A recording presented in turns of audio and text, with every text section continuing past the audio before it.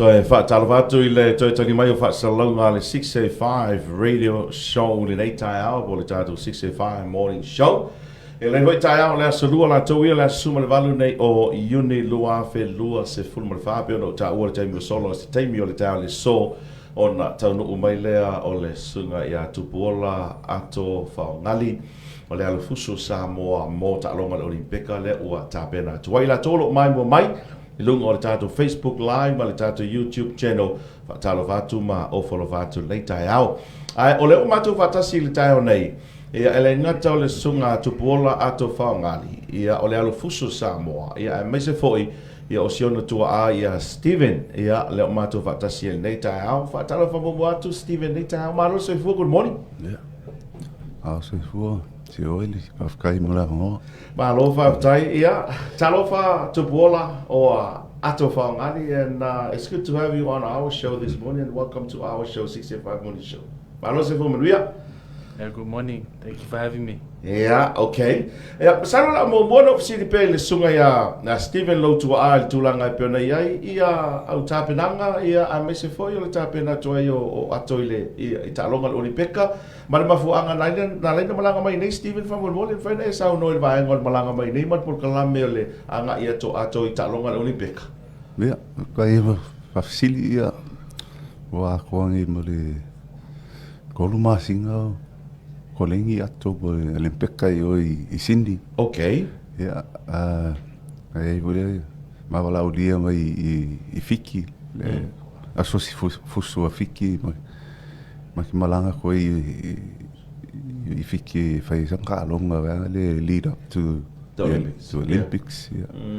Le la ma ta manguia fa manguia wela khari le kalunga ai fiki. Okay. Ma lo le KO le round 2. Wow. Mare. Ku luang fusuanga o pull out le si opponent. Okay. Ia le wala ni mai foi ma ko ma kalapu ngi samo ma lisi maris boxing ia. Porque mai foi ma kolengi foi ngi vai ma sa ngi ma vai ngi ka sanga uma ma ko sanga uma te luma na mai. E kolengi ma kalapu ngi ma lisi. Ka penga foi mo kalonga ai me se kalonga kele va val malo pe Commonwealth ia Olimipeka ia ma ke mai ma kolengi I pe le sunga ia ka vui ma head coach ia laino. Ka penga foi mo le Olimipeka saungi ko ia atu. Okay. Malo fa Steven. To for ia tu nei Samoa pe you guys going back so olali si sketcho mo ato. So le ko ma ke umil ma mai e kasi vai a sole ma ke mai ma kolengi ngai ma ngai ma risi ma so sangi vo I awa vol promoting le amateur boxing not only in the maris boxing penga vo Samoa ia kasi vai a so ma ko fo I Sydney fa umai kolengi ngai I Sydney malanga lo I Paris the Olympics. Malo fa Ato, how did you first get involved in boxing? First get involved, my father got me into boxing. Okay. So he always did pads with me, and since I was 5, just always doing pads, doing boxing, and then I finally started fighting at 14. 14. How old are you now? 25. Okay. So, leading up to the Olympics, what has been your biggest challenge in preparing for the Olympics?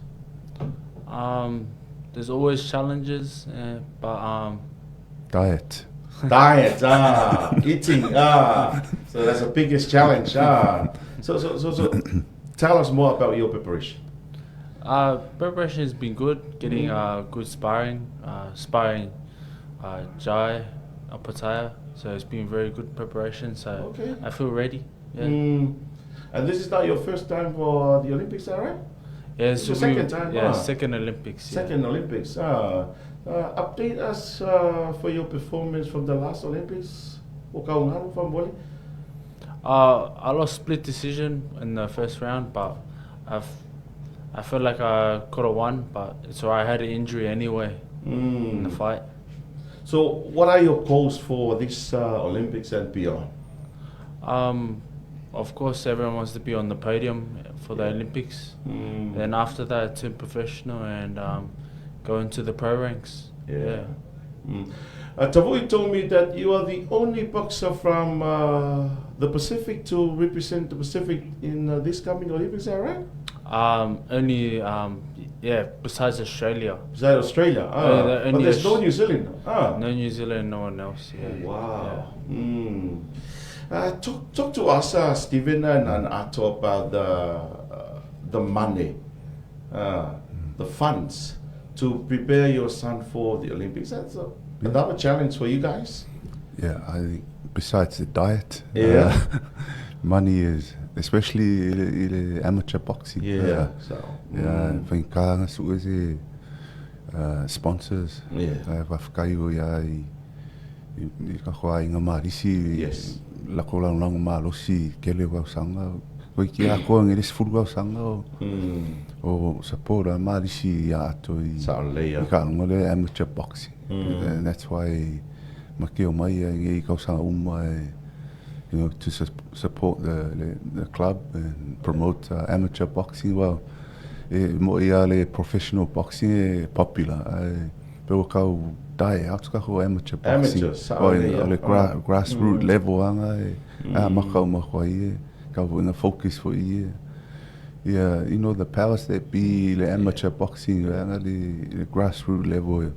O inga maka koe ia David Tua, Parker o Petai o amateur boxing.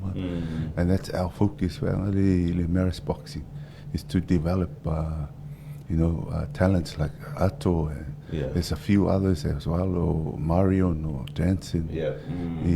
To be the next in line o Petai o Parker. Our finance here we make do. We thanks to Tavui and the boys and also our sponsors in Australia for helping Ato this far.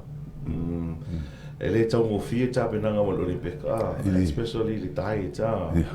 Ka ile awa o ia ngale coach mo boxing ka kere lo me ka o nutrition ma foi isi vai na tongi fai strength and conditioning ma mira ka nga va ile email kolengi.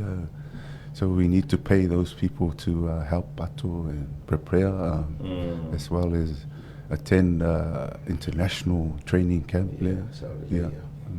Ma lo fa tai mai mo fa fonga mai le tunu o tai au fa mo e fai ai le tatou le tio foni sa ili tupe mo le alo le sa mo le sunga ya Ato. Ia i nei tatou le tio le no fonga lava nei sa le ufi. Ia o le no fonga le sa ia mua ia le Apia Central Hotel. Fa sa nga i male manai. O le fale fonga fale lua pa ele na le sa i mua le Apia Central Hotel. O le fonga fale lua la pitalunga. O lo ia le tatou ofisa o ina leo le afa tau tai ai le tatou le tio foni. E leo se le tio foni le tatou le tio o le tio foni o le tu fa ta sia le kala fusu malisi. Ai o le o feso soani le tatou le tio. Ia ona o lota na tu lo ta ito tangata fasalau e pe li lifa lava lota ma fau me tau ta longa. So le mafuanga foi na talo sanga mai malisi ma i oe tu ai. O se feso soani fo le tatou le tio e tau sa ili e se leni mo le alo leo le tano le sunga ya Ato. Ia e le o le temi mua le nei. Ia ua fai pelea i foi Ato. Ia o le talonga le Pasifika talo ai nei le foi na pine aulo mai le sunga ya Ato. Talonga le Pasifika na fai ai Solomona.